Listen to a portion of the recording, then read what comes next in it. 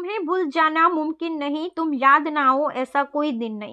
ભારતનું નામ વિશ્વ ફલક પર રોશન કરનારની ભારતે જ નહીં પરંતુ સમગ્ર વિશ્વ શ્રી રતન ટાટાના રૂપમાં એક વારસો ગુમાવ્યો છે। એવા પરોપકારી સંતની યાદમાં સુરતના ગ્રીન આર્મી ગ્રુપે રોપ્યા દીર્ઘ આયુષ્ય ધરાવતા 86 વૃક્ષ।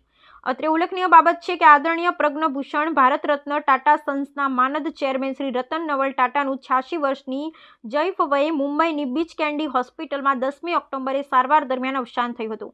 ત્યારે સુરતની એક દસકાથી 365 દિવસ ઉગતા પહોરે બ્રહ્મ મુહૂર્તે મંત્રોચ્ચાર સાથે વૃક્ષારોપણ કરતી આવતી ભારતની એકમાત્ર સંસ્થાન ગ્રીન આર્મી ચેરિટેબલ ટ્રસ્ટ સંસ્થા ને સંસ્થાના 351 સૈનિકોએ સંકલ્પ લીધો હતો કે રતન ટાટા સાહેબ જેટલા વર્ષે જીવ્યા તેટલા વૃક્ષો તેમની યાદમાં રોપી જતન અને માવજત કરીશું। રતન ટાટા પ્રામાણિકતા, નૈતિક નેતૃત્વ અને પરોપકારના પ્રકાશ સ્તંભ હતા, જેમણે વ્યવસાય અને તેનાથી આગળ જગત પર આમીટ છાપી જોડી છે અને ભારતની મહામારીના મુશ્કેલ સમયમાં જન સુખાકારી અર્થે સહાય કરવા જેમણે મોટા મને અને ઉદાર દિલે પોતાની સંપત્તિ ખુલ્લી મૂકી બે હાથે અર્પણ કરતા પ્રભુ શરણમાં સ્વર્ગે સીધાવ્યા છે।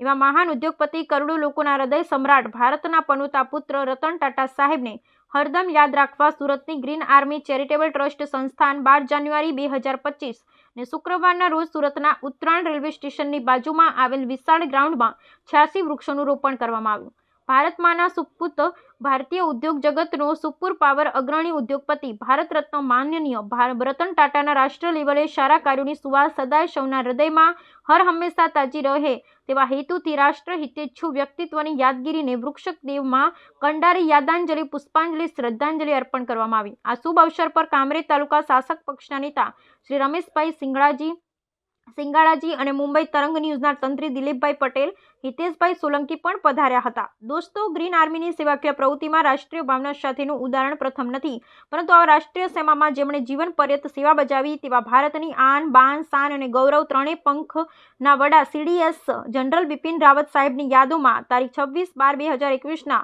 રોજ 521 વૃક્ષારોપણ કરી ભાવથી શ્રદ્ધાંજલિ અર્પણ કરી। જો કોઈ પણ ઉંમરની વિદ્યાર્થી, યુવાન, બિઝનેસમેન કે નિવૃત્ત વ્યક્તિ સંસ્થા સાથે જોડાવા ઈચ્છતી હોય તો ગ્રીન આર્મી ગ્રુપ આવકારે છે।